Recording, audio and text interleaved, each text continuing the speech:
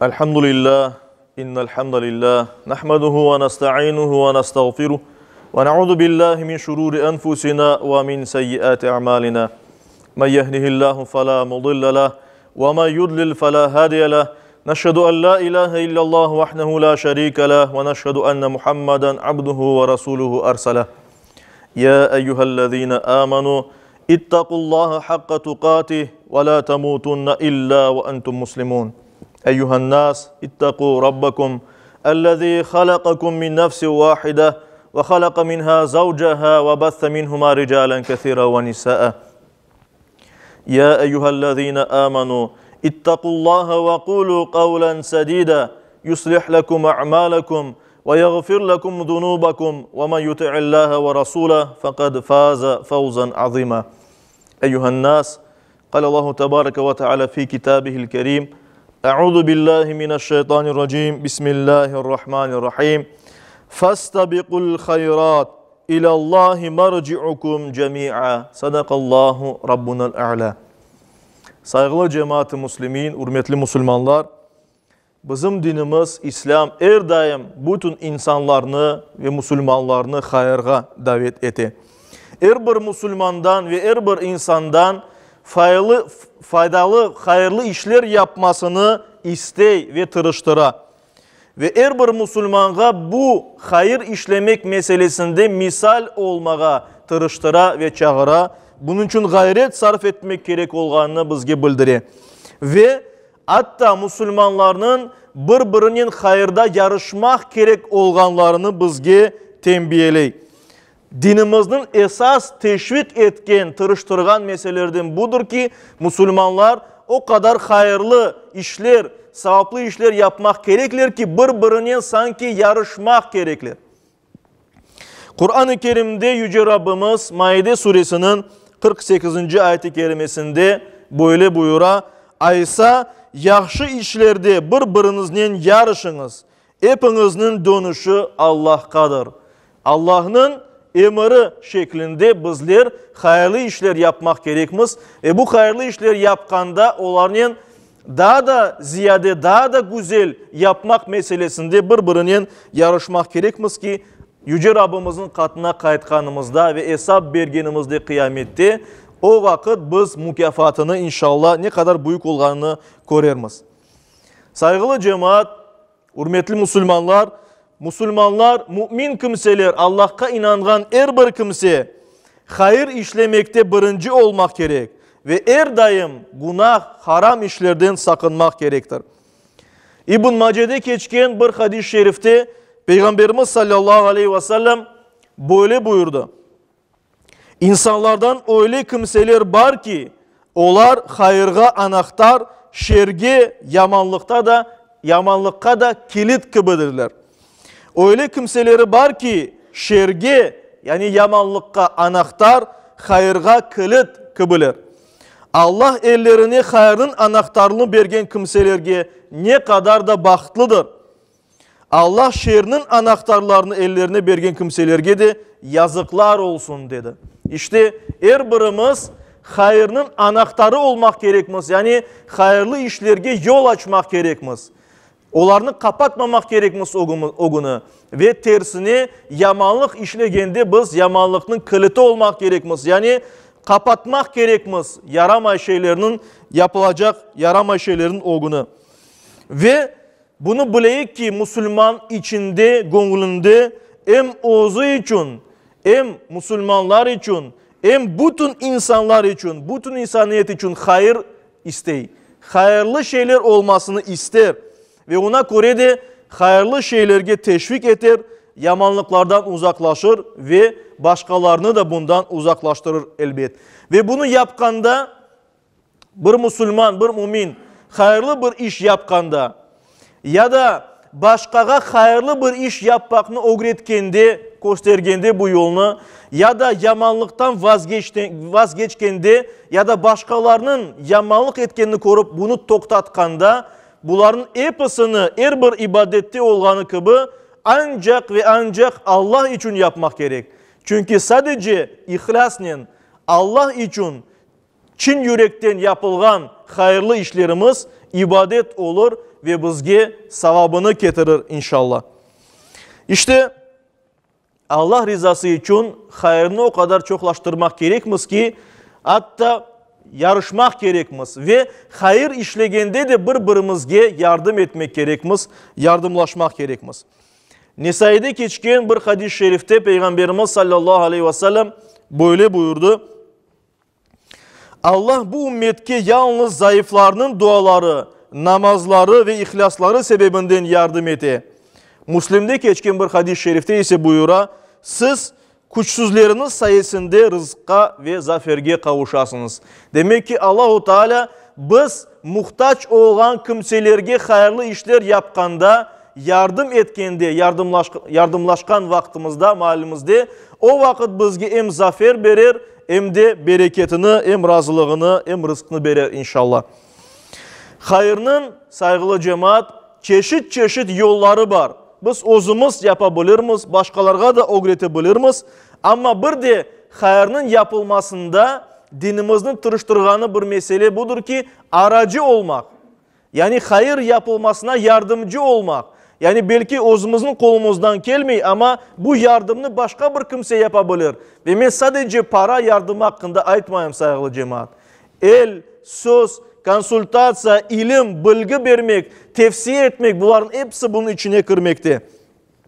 Ona göre de yardım etek birbirimizge kolumuzdan gelmesi başka bir kimsege aytayık. Buna bu kardeşimizin ihtiyacı var yardımga yardım eteyik deyip ve temin eteyik bunu. Ebu Davud'da geçken bir hadisi şerifte Peygamberimiz sallallahu aleyhi ve sellem buyurdu.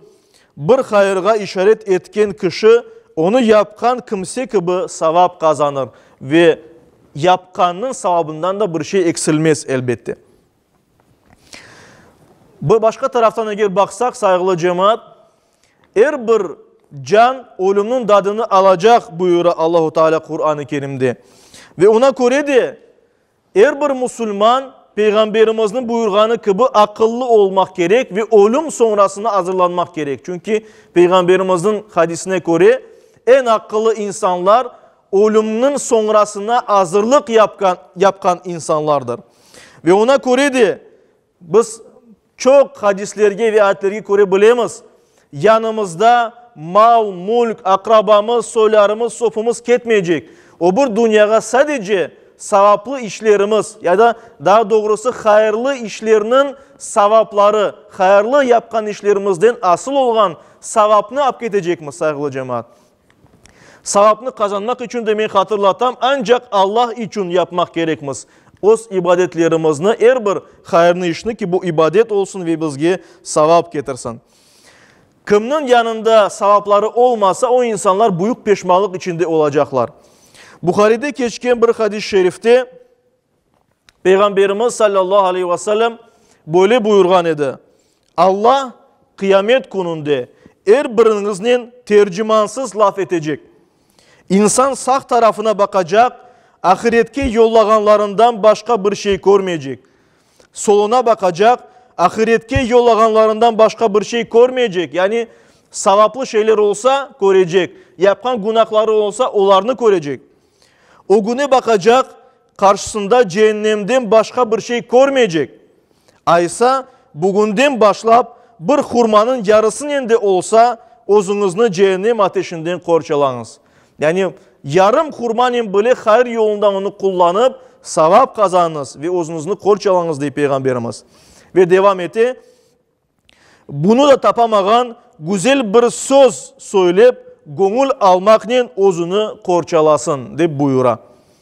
Kennedy Bukhari'de geçken bir hadis-i şerifte Peygamberimiz Muhammed Mustafa sallallahu aleyhi ve sellem'e sahabelerden birisi soragan edi. Ey Allah'ın Resulü, ey Peygamber, kaysı sadakanın savabı daha büyüktür? Ve Peygamberimiz sallallahu aleyhi ve sellem şu sözlerini aytti. Güçlü kuvvetli olganında, sağlığın yerinde olganda, fukare olacağını kaygırıp saranlıkka yönelgenin bir zamanda ve daha da bay olmağa hayal etkeninde bergen sadakanın savabı daha büyüktür. Yani insan baymağa istey, bay olmağa pek hevesleni, özünden paranı çıkarmağa pek kıyın ola ama çıkarıp berse o vakit hayırlı olarak şekilde sadakasını bergen ola. Ya da bir kimse çalışa kazana korka fukare olacak, Kur'an'dasını bakıp olamayacak ve bu alda sadaka verse daha ziyade savabını kazanacak diye Peygamberimiz sallallahu aleyhi ve sellem. Ve devamında böyle ayta.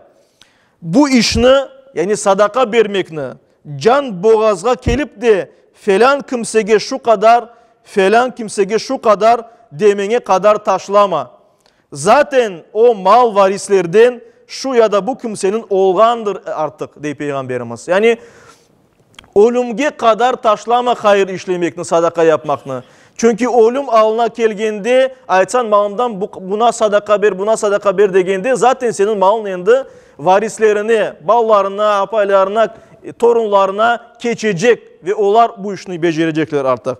Ve ona göre saygılı cemaat-i muslimin ölüm alına kaldırmamak gerekmez, tırışmak gerekmez. Hayırlı işler yapmağa ve hayırlı işler yapkana birbirimizden yardımlaşmağa ve bu işte yarışmağa birbirimizden. Kim daha çok ve daha ziyade hayırlı iş yapar. Peygamberimiz sallallahu aleyhi ve sellem'nin sözünün insanların ve Müslümanların en hayırlısı başka insanlara hayırı dokungan bir kimsedir. Başkalara hayırlı işler yapkan bir kimsedir. Ona göre de biz bu yolda olayık. Eğer bu yolda olsak, hayırlı işler yapsak, bu işlerde yarışsak, birbirine yardım etsek, aracı olsak, böyle lakayt kalmasak, başkalarına yardım etmeye tırışsak, gücümüz yetmese başkalarını tapıp yardım etmesini temin etsek, yardımcı olsak, inşallah Yüce Rabbimiz bu dünyada bizge manevi şekilde böyle bir değer verir ve biz bu dünyada baktlı, saadetli olurmuz. Çünkü mühim bir iş yapkan olurmuz. Ve o bir dünyada da savabımız çok olacak inşallah ve böylece Allah'ın razılığına yetken cennetke bargan kullardan olurmuz. Yüce Rabbimiz her birimizge ve yakınlarımızga bunu nasip eylesin. Yüce Rabbimiz her daim hayırda yarışmağa, hayırlı işler yapmağa nasip eylesin. Amin.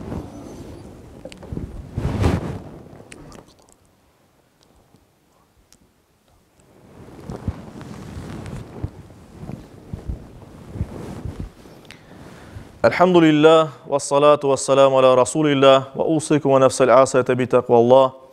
İnna Allah ve melaiketehu yusallun alen nebi. Ya eyyühellezine amenu sallu aleyhi ve sellimu teslima. وارض اللهم عن خلفاء الأربعة أبي بكر وعمر وعثمان وعلي وعن سائر الآل والصحابة والتابعين ومن تبعهم بإحسان إلى يوم الدين وعنا معهم بعفوك وكرمك يا أكرم الأكرمين ويا أرحم الراحمين. اللهم أعز الإسلام والمسلمين. اللهم أعز الإسلام والمسلمين. اللهم أعز الإسلام والمسلمين واحمي حوزة الدين ودمر أعداء الدين وألف بين قلوب المسلمين ووحد صفوفهم واجمع كلمتهم على الحق يا رب العالمين وانصر دينك وكتابك وسنة نبيك محمد صلى الله عليه وسلم وآله أجمعين. عباد الله إن الله يأمر بالعدل والإحسان وإيتاء ذي القربى وينهى عن الفحشاء والمنكر والبغي يعظكم لعلكم تذكرون. صدق الله ربنا الأعلى وأقيموا الصلاة.